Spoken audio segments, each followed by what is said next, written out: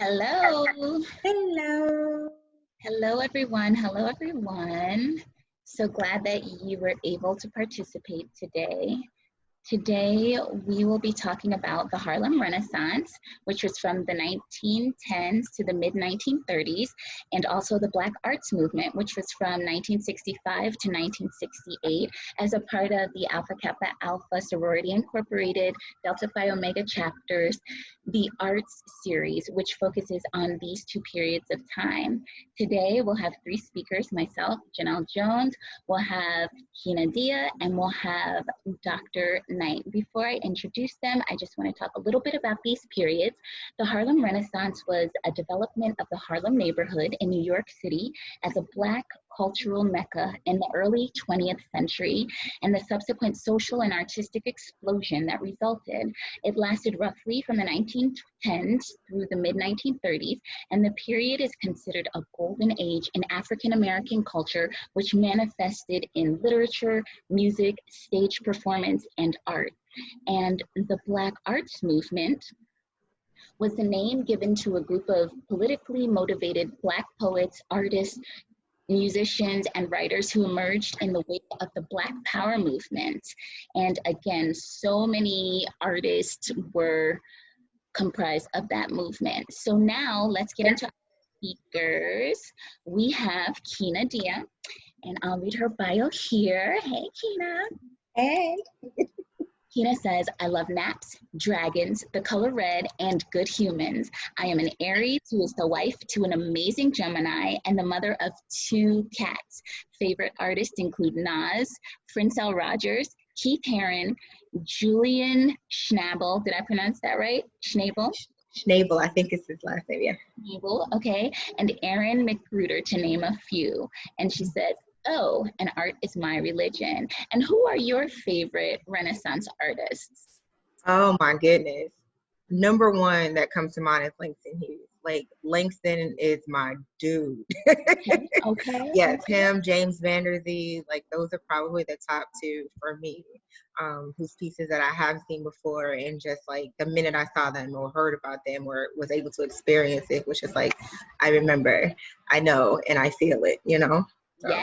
Yes, excellent. And then I'll introduce Dr. Knight, also known as CJ the Artist. Dr. Knight was born in Washington, D.C. He attended Florida Agricultural and Mechanical University, which is an HBCU. We all did at one time. And he finished with both his doctorate in pharmaceutical sciences and a master's in business administration.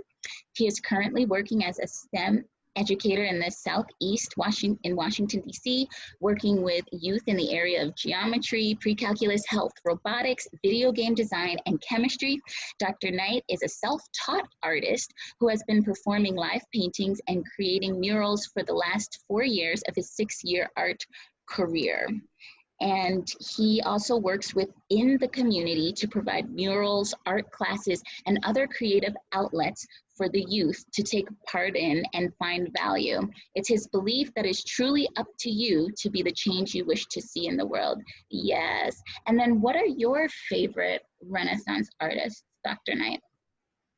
I have to say Langston Hughes as well. I definitely, in school, did not really go towards English literature, but when we got to the poetry section, he definitely captured me, and him coming from that period was pretty good. And then a lot of the jazz artists in that time, I don't really know any of their specific names or words, but I love the music from that time. It has good energy and good vibes. Excellent, excellent.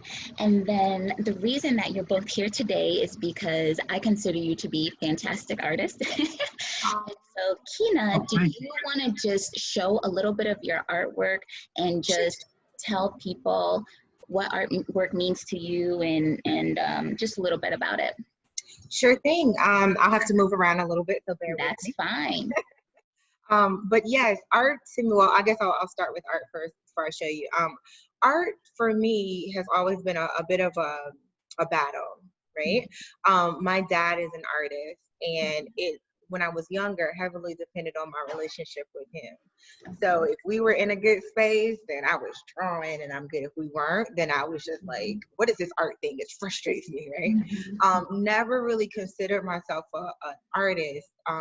Even now, I just consider myself on a creative journey.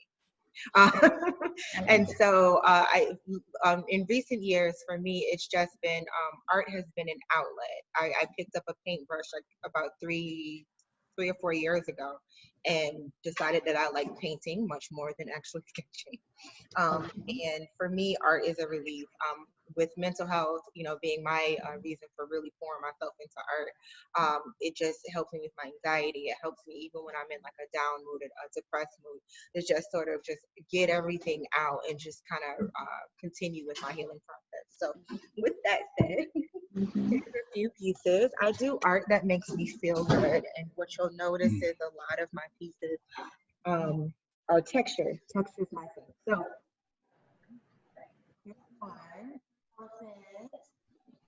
Oh, Kina, are you speaking? I can't hear you. Oh, sorry. Can you hear me? That's okay. No, it's echoed.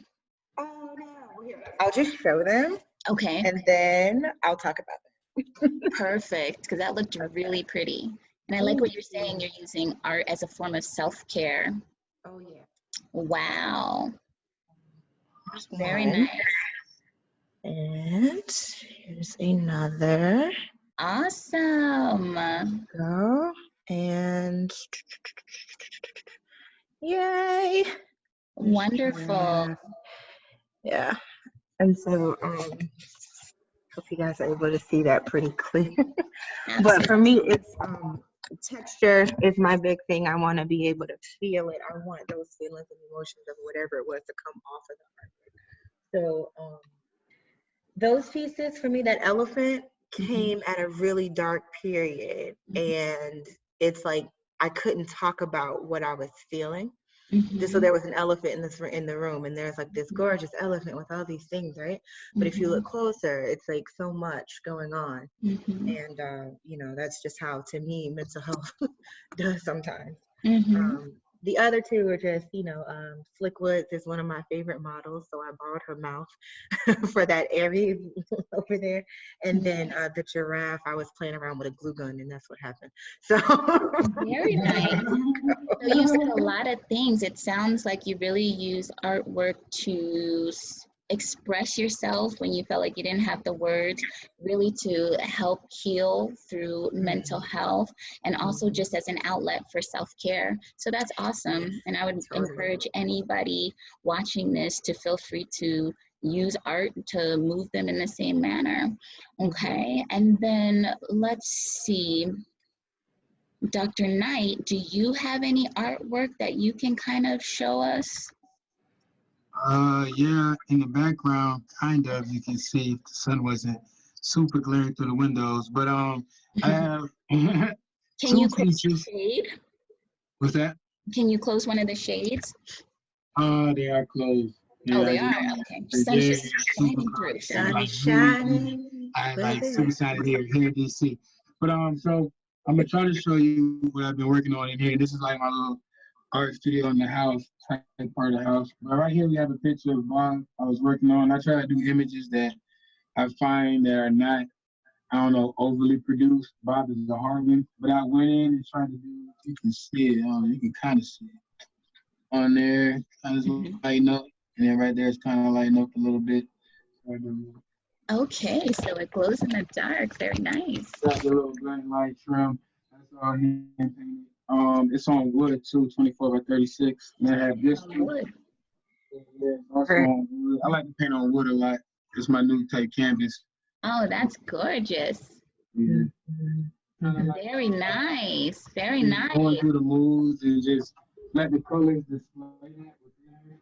And the colors behind her also kind of tell the story. That's kind of a new kind of series I was working on. It's kind of like the background, and the colors having a different background. Each color in the background meaning something towards someone's background. So I like to say that with art, you always hear art's worth 1,000 words. And as artists, I feel by adding the different textures and different details to the painting, we actually give you 2 paintings in one. So now that's 2,000 words for you. And it's just, like so powerful, the messages you can get across and how you can get across with just, you know, your creations. And that's why I personally, you know, been doing art for 6 years now, solid, nonstop. I paint every day. I do something artistic every day. I'm doing this, one, to get a message across, and two, because it's my passion. This is my gift. And I feel in the world, you have to give your gift to get your gift. Right. So I want to inspire others to not be shy, not be bashful. Just a quick story. I actually started when my homeboy came from Texas. He visited me. My house was full of art. I was like, bruh, you got to get rid of some of these. Like, I'll buy this one, somebody buy this one. So he actually made my Instagram page and my first little everything to get my stuff out. And just him showing that support and believing in me, get me up and out of my seat to believe in myself and start doing it. So yeah, just a little story about how that got started. That's how CJ the artist was born, actually, that day when he came to visit. So from that day, that was 6 years ago, we've been at it ever since. So, and not planning to stop, only planning to spread the love that art brings. That's what art is, right? Any type of art. Even she said the elephant, which came from a dark place, is so beautiful and it has so much love in it that you can't even help that no matter what you're feeling when you use it, your piece is going to give somebody that other inspiration or that love that you were either missing at the time or were feeling at the time. So that's why I believe that like each piece is so special and unique and has a story, which is why I think it's beautiful that we're going to go and learn about some Black artists in the past of our time that most of us probably didn't even know existed. Right. Yes. Excellent. Excellent. So let's move on. And I'm in Minneapolis, Minnesota, and here we have lots of museums, lots of places that collect beautiful bodies of work. For this project, we worked with the Walker Art Center and helped to curate their Black artist focus from the 1920s through the 1970s, which spans through the Harlem Renaissance, through the Black arts movement. So today, all three of us will kind of talk about that, and Kina and Dr. Knight will give their extra insights about that. So I'm going to go ahead and share the screen. Now, when I share my screen, I can no longer view the notes. That's one thing I recognized a little bit later in the game. So we will start off with the first person. And this will be, I'll take a photo of this here, and then I will just read from my slides, from the photo that I have taken. How about that? We can improvise a little bit. I'm down. Because that's what artists do. Right, improvise. All right, so I have gotten all of the photos I need, and we will go ahead and start this screen share so that our audience can view these awesome artists. Yay, some good ones on here too. Yes, so exciting. All right, here we are. So let me go ahead and put this into view here. All right. Are you able to see the screen? Yes. Great. So let's get into it. So I wonder if our faces are cutting off the document. All right, so here we have Roy Caveira, born in 1919 and lived until 2009. And next to him, we have a work here called The Sweet Flypaper of Life that he did, but let's hear a little bit about him. He's recognized as one of the foremost photographic artists of the 20th century. He was born in Harlem. He was a multi-talented artist, trained as a painter and printmaker at Cooper Union and the Harlem Arts Center.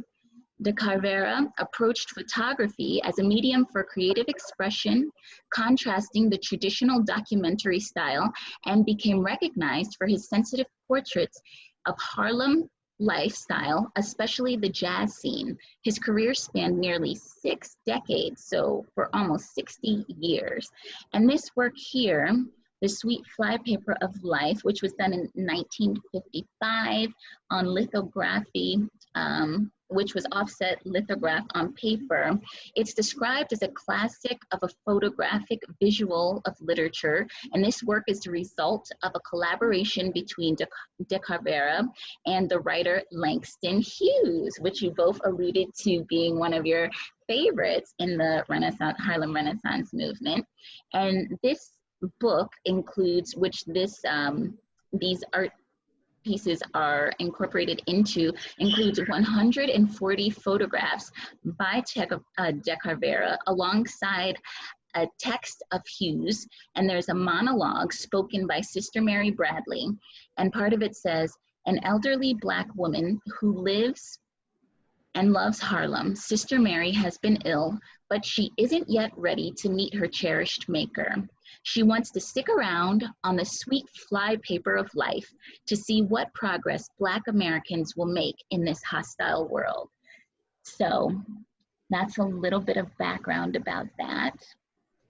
We can move on to the next one. Kina, if you want to take this one. Yep, of course.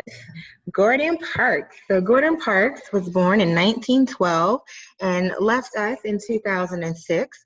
He was a photographer, musician, writer, and film director who became prominent in U.S. documentary photojournalism on issues of civil rights, poverty, and African American identity. A self-taught photographer, Parks focused his camera lens on the daily injustices of segregation, violence, and oppression faced by Black Americans. Though his work for the United States Farm Security Administration and Office of War Information, through his works for the United States Farm Security Administration and Office of War Information, Parks photographed social conditions in communities across America and developed a strong interest in social justice. Parks was also the first African American to produce and direct a major motion picture, often working on films relating the experiences of enslaved people and struggling Black Americans. About this particular piece, Harlem, the artist, annotations on a city revisited in 2 classic photographic essays from 1968. Harlem focuses on 2 major photo essays Parks originally created for Life magazine. Harlem Gang Leader, published in 1948, which focused on the gang wars troubling Harlem in the 40s, and A Harlem Family, published in 1968, which followed the impoverished Fontenelle family. Each photo essay addresses a complex set of social problems by documenting the everyday lives of individuals. Parks spent a significant amount of time with his subjects in order to most accurately and meaningfully represent their lives. He often expressed the importance of treating his subjects as equals and collaborators. As the only African American photographer on the staff of Life, Parks saw his photographs as a way to share the realities of racism and poverty with the magazine's large, predominantly white readership. A little side note on Gordon Parks. When we were kind of reviewing the slides, I didn't remember that I had seen one of his pieces before, and American Gothic was his, with the woman in front of the American flag, and she's holding a mop and a broom in both hands. And yeah, oh gosh, so dope. There was a painter who he parodied that work from, and it was called, that one was American Gothic. I forget the name of that one, but it's the one with the pitchfork and the lady. I'm pretty sure you've seen it before. And the artist who originally had done the piece said that, you know, he painted who he thought should live in that house. And that was just amazing to me, that Gordon Parks took a photograph of this Black woman who was holding her mop and her broom, a quote unquote menial worker, in front of an American flag. You know, who should be the American, who should be America, you know, and paralleling that to what's going on right now, like my mind was just like, yes, art is amazing. So there we go. Is this the image? Let's see. Are The you one that's on the slide? Are you on her phone. On my phone? I can't see. Oh. Oh, Can yes, yes, yes, that's it. I see the image? Okay. Yeah, that's it. Oh my gosh. Pretty cool. So Yeah. dope. So dope. Awesome. And then for me, because I'm not an artist, you know, this says medium is offset lithograph on paper. What is lithograph on paper? What does that mean? I haven't a clue. I think it's a type of print. It's a type of print. I think it's the type of print they use, yeah. Like it's not screen print, but it's like a lithograph print. Is that where they like carve it out and press it down? I'm not sure if it's that one or not, but It might be. what type of prints that they do. So I know it's a type of yeah. Okay. Yeah, I loved it. I loved It's awesome though. It's awesome. Excellent. All right, so we'll move on to our next artist, and Dr. Knight will take this one. Okay. I think this is Beauford Delaney. Yes. Yes, okay, so this is Beauford Delaney. He was born in 1901, lived to 1979. He was an American Harlem Renaissance painter known for his colorful paintings that ranged from abstract compositions to portraits and street scenes. Delaney often painted scenes from the New York streets, lively evening and jazz clubs, and portraits of prominent Black figures like his friend James Baldwin and W.E.B. Du Bois. He is often associated with the abstract expressionist movement that became popular in New York in the 1950s. In 1953, Delaney moved to Paris and remained there until his death in 79. This piece that we see here is one of his oil on canvas. It's Untitled. It was created in 1970, so 9 years before his passing. It says, in this painting, Delaney used thickly applied paints and energetic patterns to move away from his past classical style of painting. This painting is a good example of Delaney's expressive style, which drew upon his love of musical rhythms and improvisational use of color. Delaney was very interested in the study of color and light. Yellow was his favorite color to work with, and the vibrant yellow hue of this painting is typical of his work. I love that. Yeah, I told you guys earlier that he's my new favorite person that I just learned about. Yeah, I see why I love this piece as well, right? The movement, when you look at it, your eyes just move with the yellow and the red, the contrast. Now, tell me a little bit about using oil versus acrylic. Do you think that was intentional with the use of oil versus acrylic, or? Definitely, I think. Yeah. You kind of, you know, as you go through your artist journey or your creative journey, like you find different mediums. I personally I haven't worked too well with oil. I have oils, but I haven't played around with them yet. I'm usually throwing spackle and acrylic and markers and all sorts of craziness on my canvases. So, you know, anything that you put there is definitely deliberate. But I think the consistency of the oil is gonna give off, I think, the textures that he was looking for without having to really, because with acrylic you have to kind of use a medium sometimes to get that thickness. And I'm pretty sure that's what he was doing. Oh my gosh, it's amazing.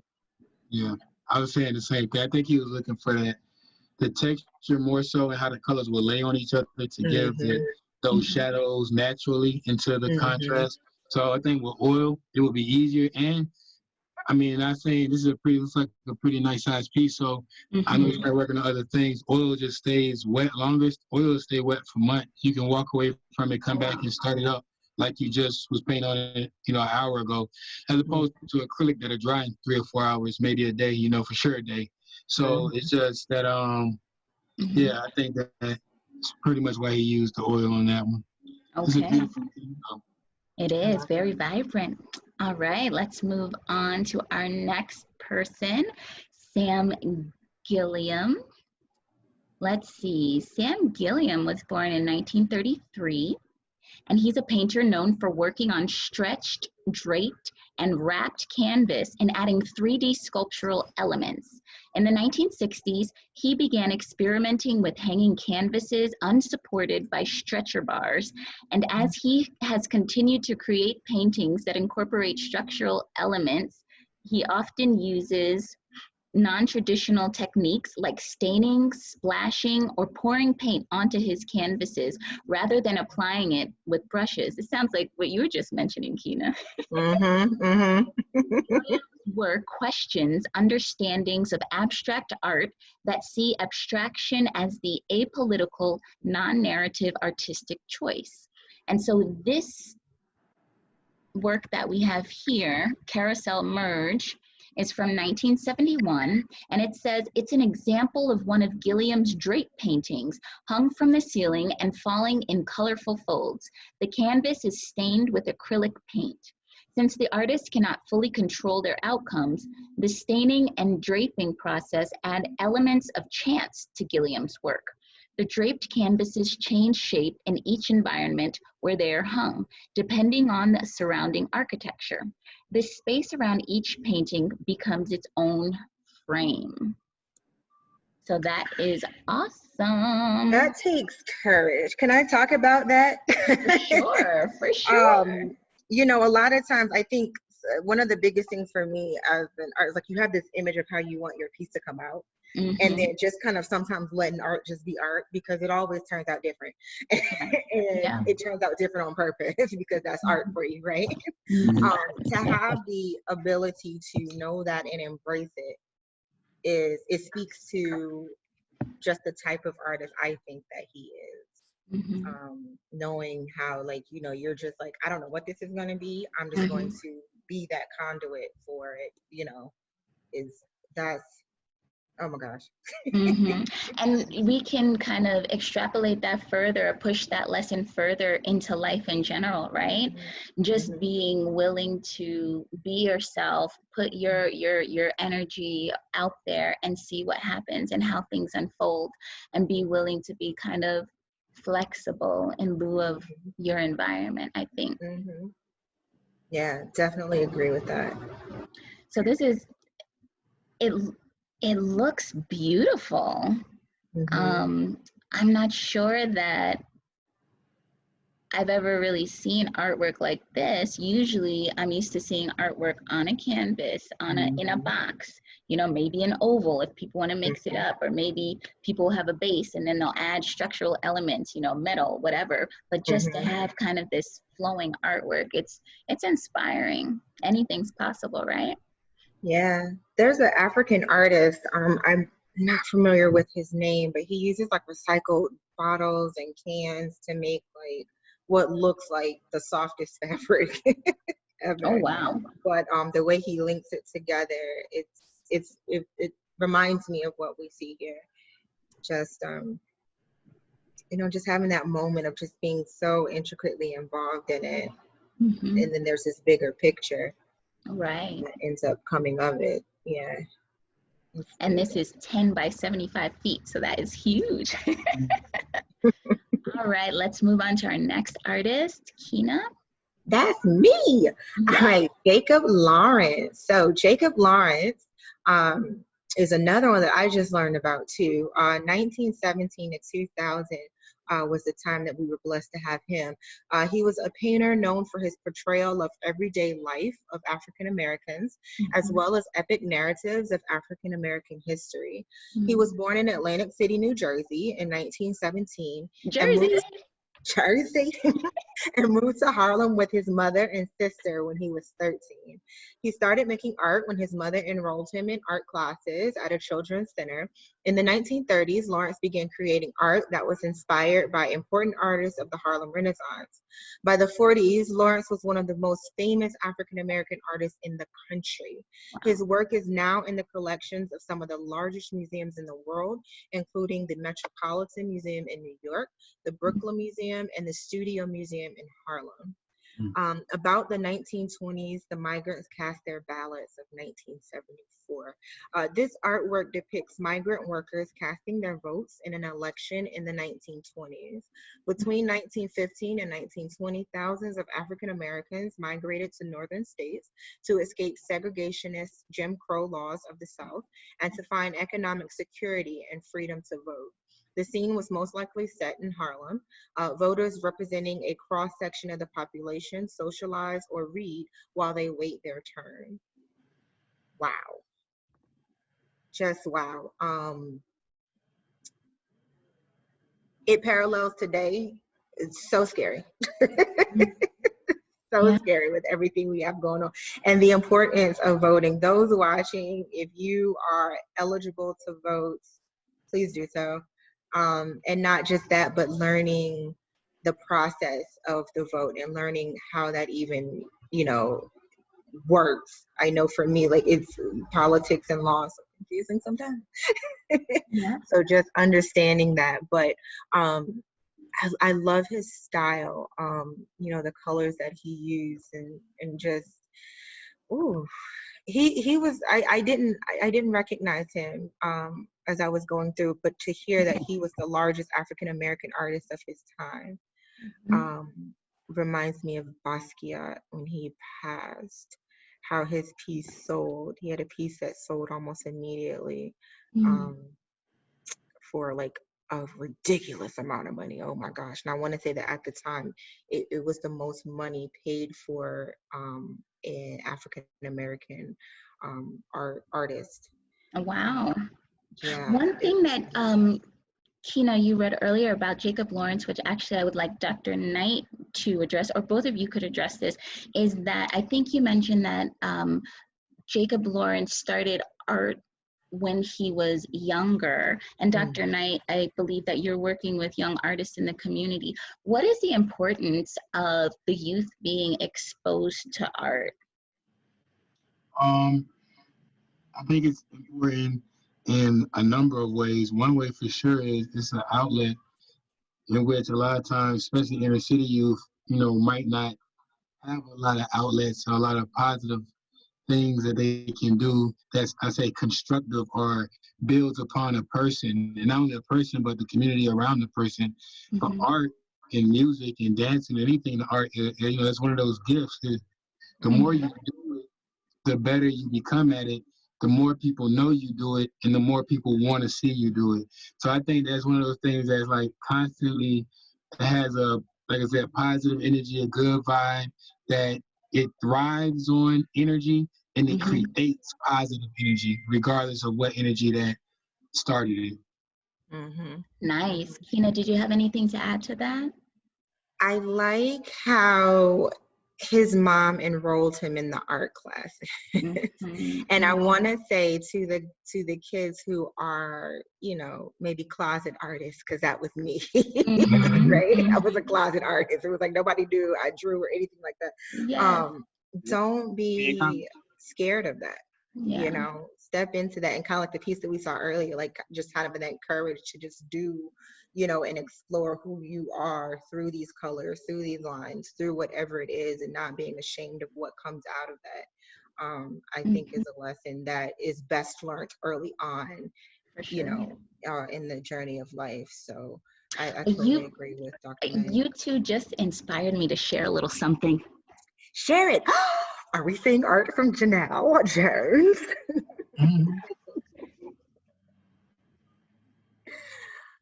I can't wait. And can we also talk about these flowers in the background that I so love?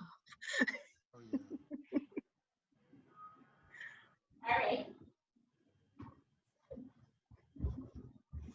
You too. Your art is so prolific. I love this Le Cherry Blossom. Ooh, I love it. Push it a little closer. I want to see the detail. Yes. Oh, I love it. Okay, so tell us about this. Le Cherry Blossom. Went to Howard University at one point in Washington, D.C., and they have lots of cherry blossoms that were donated by the Japanese government. And in the spring, you can see everything blossoming. And I always loved that. And one day I was feeling artistic, and I just, just put my feelings down on canvas. So, yes. I love it. You rocked it, and I'm proud. Thank you. Believe me, if I can do this, anybody can do this. Listen, art is life, and life is art. There is no distinction. Exactly. So let's move on to the next one. I think we're doing okay on time. So our next one will be Adrian Piper and Dr. Knight. I believe you have this one. Okay, right here it says Adrian Piper was born in 1948. Is a first-generation conceptual artist and philosopher. She makes artworks in a variety of media, including photo, text collage, drawing, video installation, sculptural installation, performance, and sound works. Piper uses her work to explore the issues of race, gender, class, and ethics. Is this work that we are currently viewing right here about, it's called The Mythic Being, I, You, Her. It was created in 1975. And it said this work includes a series of 10 altered photographs, each showing a speech balloon and Piper's face alongside a collage of a white woman's face. Over the course of the photographs, Piper draws sunglasses, facial hair, and a large afro, transforming herself into her alter ego, the mythic being. This character explores stereotyping and representation, especially important topics for Piper, who is light-skinned and of mixed race heritage. The speech balloons explore race relationships in each one. And here's one right here. There we go. Yep. Let's see. In this balloon right here, in this balloon right here, it depicts the image. It has her behind her, what looks like her with the afro. It is only because of the defects in my personality that I can finally say this to you. I am protected and strengthened by my inadequacy. I am secure, smugly secure, for my personal flaws will constitute a more than adequate defense against whatever your response might be to what I have to say to you. And she's smiling. Like it. Yeah, it's pretty good, That's man. a powerful message. This is powerful. I started laughing when I was going over this and over the explanation, because in my head instantly all I thought was, to this day, and back then this was like the 1974 Karen, like instantly I laughed at myself and I said, should I say this? But I mean, why not, right? Because this is political. Everybody knows what's going on. It's current. So yeah, this is like the 1974 utility of her speaking to Karen, and it's kind of cool, to think about that. Like, wow, right? Wow. Yeah. It's kind of interesting. A lot of these pieces that we've discussed have such relevance with today, right? So we have the voting here with the Jacob Lawrence piece. We have here, I think Gordon Parks was talking about things that are still relevant today. So it's interesting to see that although times are changing, they haven't changed that much, So it's quite. Yeah, same stuff, different day, huh? Yeah. But I find that art, regardless the period in time, I find that the art of the day reminds us of that and keeps us grounded. I think that is a role that the arts play, and I can't say artists, I have to say the arts, because I feel like no matter what it is, dancing, singing, drawing, poetry, whatever, it's another energy or realm that is using us to be able to speak. And I have to say, it was last year, before all of this stuff was going on, I went to an art show, or maybe it was the beginning of this year, that another FAMU graduate was a part of, as far as putting it on here in Atlanta, at the Staples Center, I think it is. It was huge. But there was a piece there by a particular artist. You just kind of stand and look. And the more you look at it, it was like a young girl. She was standing behind his brick walls, kind of like that. But then he had, it was kind of like digital artwork. Which is neat these days. It's so neat. But just kind of look and just sat and stared at it and continued to just look and see what the artist was trying to say. Like, it was like, a wave is coming, a revolution is coming, like a renaissance is coming. And it's funny to see us almost 100 years, no, dang near 100 years to the date. Exactly.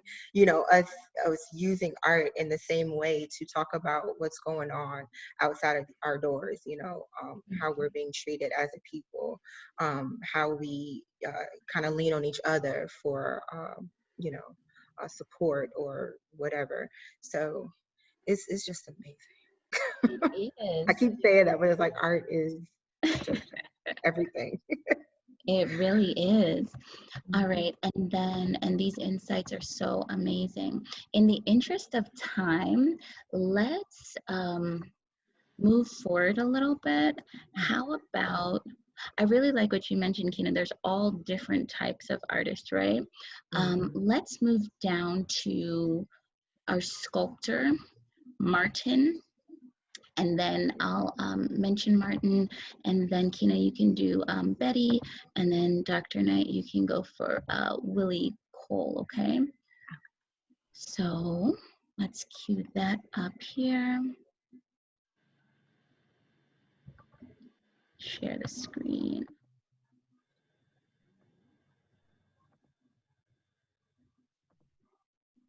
Okay.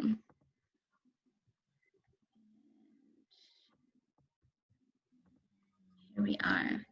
All right. So here we have the artist Martin Puryeart, born in 1941, still with us.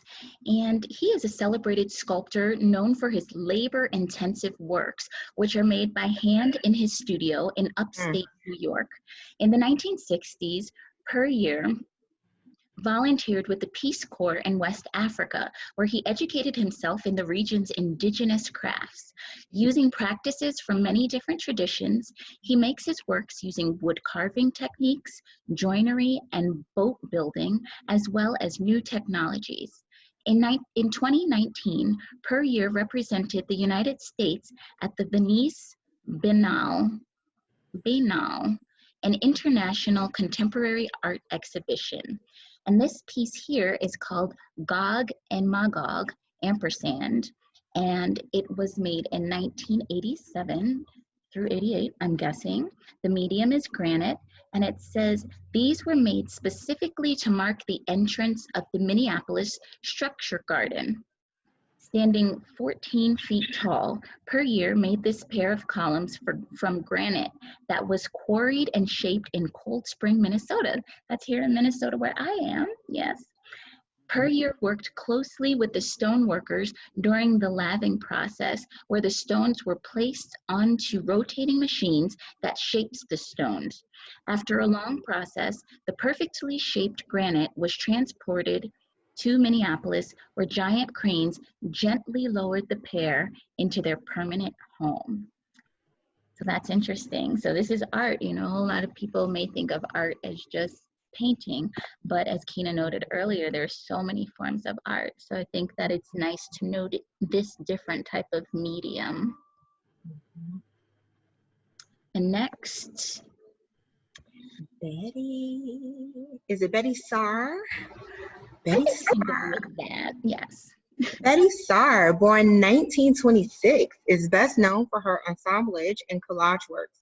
Saar was part of the Black arts movement in the 70s and used her work to explore both the oppression and mysticism in African American life. She repurposes washboards, jewelry boxes, and races ephemera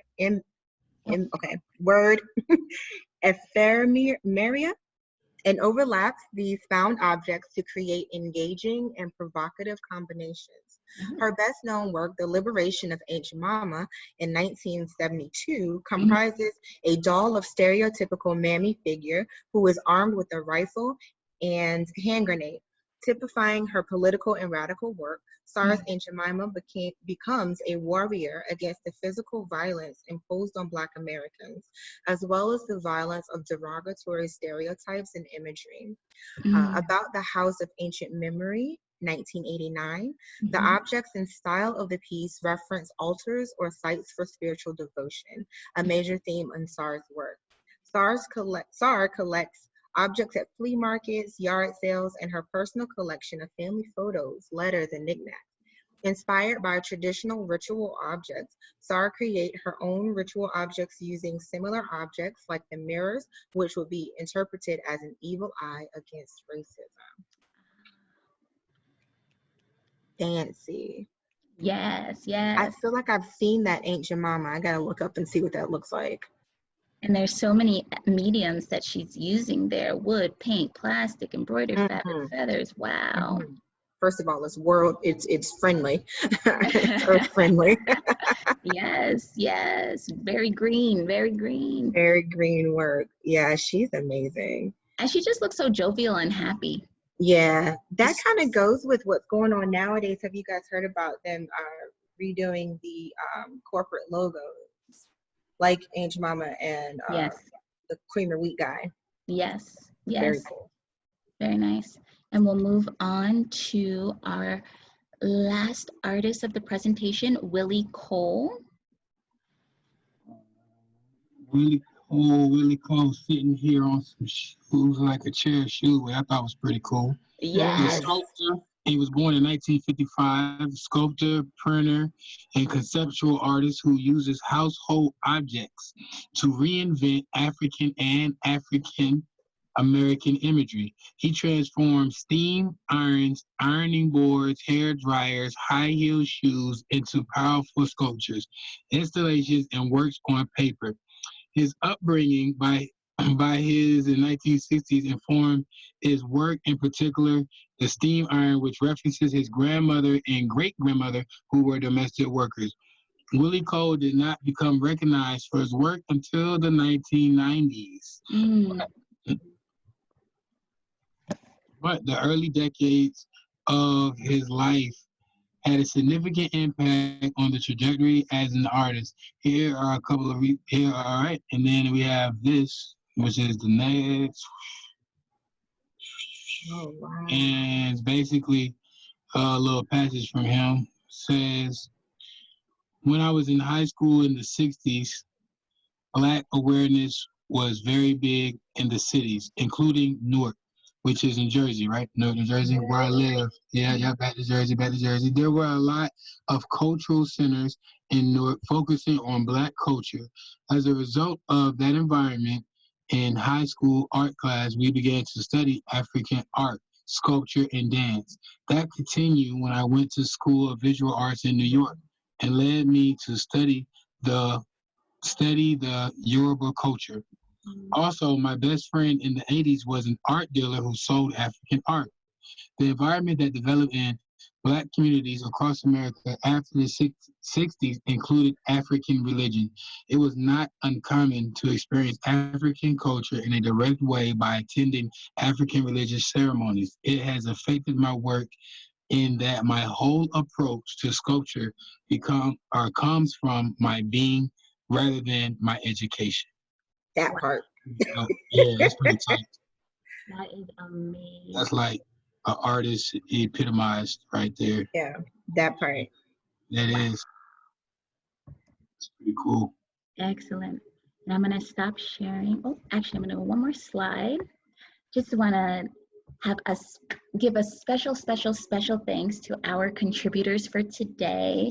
The two people who actually a big thanks to the Walker Arts Museum for compiling these artists from their collection. Special thanks to Sarah Hayden, who is the lead educator at the Walker, and Alexandra Nicole, who is an interpretation fellow at the Walker Arts Center. Thank them for their research and their contributions, and they can be reached at their email addresses here. And then, oh, a special thank you. Uh-oh, you get cut us off. A special thank you to our two guests that we have here today. Oh no. Okay, well, we have Kina here, and I will put her her contact information here in the chat box or on her screen name, kinadia@gmail.com, and IG is dia_de_arte. See if we can post that here. Okay, great. And then a special thanks to Dr. Knight, also known as CJ the Artist. Let me see if I can put your name here as well with your contact information. Website is society6.com/CJ the Artist. And email is ck2farmdmba@gmail.com. Alrighty. Well, thank you so much for your contributions today and your insight. I appreciate them, and we'll talk soon. Amen. Take care.